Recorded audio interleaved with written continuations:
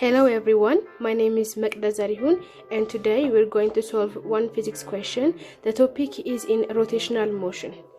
Okay, the question here says a particle moves along a circle of radius 20 over pi meter. We have what our radius equals to 20 over pi meter. If the velocity of the particle is 80 meter per second, which is our tangential velocity equals to 80 meter per second at the end of the second revolution, we know that v equals to 80 meter per second when it finishes the second revolution. So there is one revolution and then another revolution. When it finishes the first revolution and then the second revolution, the velocity at the finishing line equals to v equals to 80 meter per second after the motion has begun. And the tangential acceleration is, we are now going to find our tangential acceleration. Now you just have to remember one of the four formulas I have written on my previous video, which is our final velocity, our final angular velocity square equals to our initial angular velocity square multiplied by time plus 2 times angular acceleration multiplied by our angular displacement. Now we have, it's because it says second revolution, we have a theta of 4 pi rad. Rad is unitless and we don't have to use it in this equation, so it is equals to 4 pi.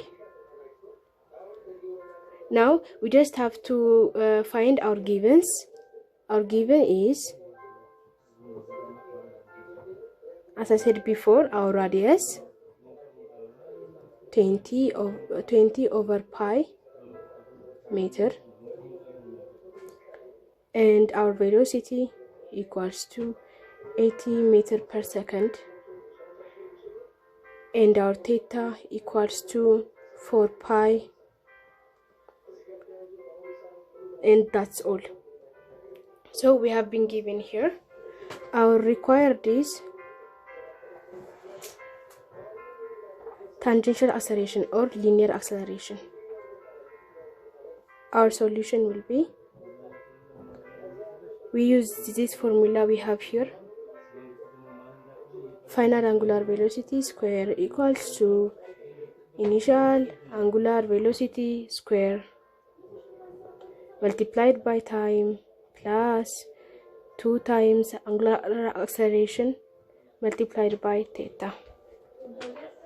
But in case you haven't noticed, or you may, we don't have our angular velocity, our initial angular velocity, and our angular acceleration. So how are we going to find, and how are we going to use this formula to find the answer for this problem? We have to derive it. We have a common formula of s equals to the radius, or s means that the linear displacement the body moves equals to the radius multiplied by the angular displacement it moves. If we divide this equation by t,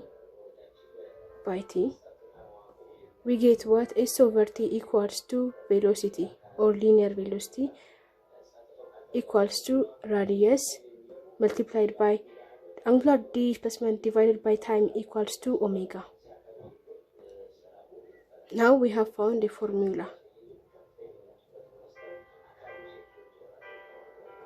Okay, we have v equals to rw. If we want to find w, or omega, v over r. So we can substitute this here, v over r the whole square. And we have to find another formula, or another derivation. We know that v equals to r times omega. If we divide this by t and by t, we get what? Linear acceleration equals to r times omega divided by time is angular acceleration, or alpha. So we have found another formula, and we can use this formula to get our angular acceleration, which is linear acceleration divided by the radius.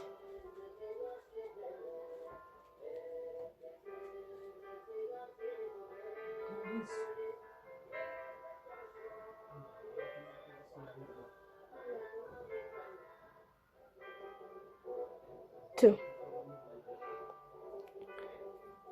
In the question, we don't have anything that's saying we have initial velocity or we have initial angular velocity, so we take it as it is 0 times the time equals to 0 plus 2 times angular acceleration. We have 2, and our angular acceleration is equals to linear acceleration divided by our radius multiplied by our theta. 0 times t is 0, so we have v square over r square equals to 2 times acceleration or linear acceleration multiplied by angular displacement divided by radius. I hope you're following me attentively. Okay.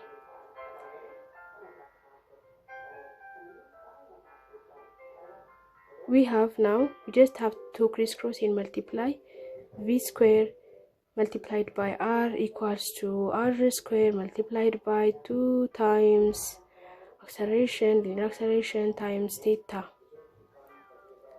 R is divided by r, and we get that v square equals to r times 2 times linear acceleration multiplied by theta. We need to find this one, so we have to separate it from the rest. So we divide by 2 pi r, pi 2 r. So we also divide this side of the equation by 2 pi r to make it equal or equivalent, and we get what?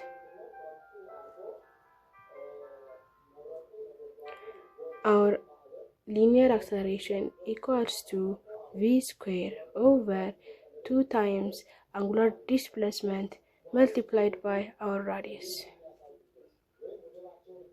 We get this. We just have to substitute the numbers with the variables. V square 80 square.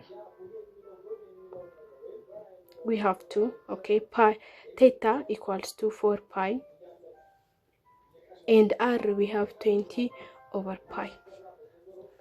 Pi is divided by pi, it's 1. 2 times 4 is 8. 8 times 20 is 160. 80 squares equals to 6,400. 8 times 20 will be 1,006. 160. I'm sorry, 160.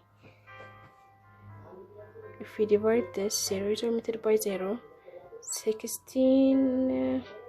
Okay, 16 by 16, 64 will be like, okay, 16 times 4 is 2, 24, 4. So we have here what? 40 meter per second square. I haven't written the unit. I have to use it now. Okay. V has a unit of meter per second. Okay. Meter per second square will be meter square, meter square second square, and 2 is 2. Theta will have what? 4 pi rad, 4 pi rad, and r we have it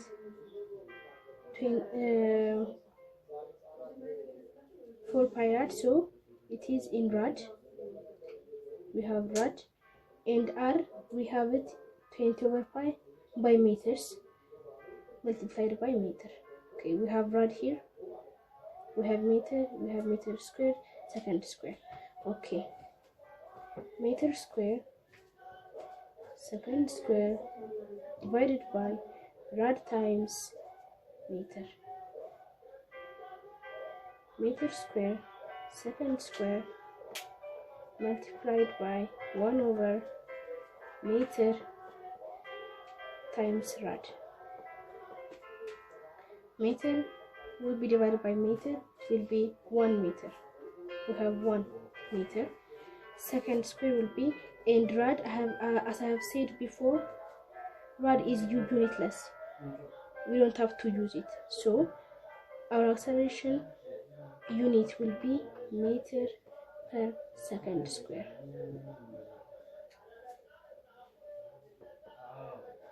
Okay, so now we have 40 meter per second square. 40 meter per second square. The answer for this equation is 40 meter per second square, and I have written how the unit of the acceleration has come, and I have written how the magnitude has come to. Thank you for listening. I hope you liked this video and helped you in some ways.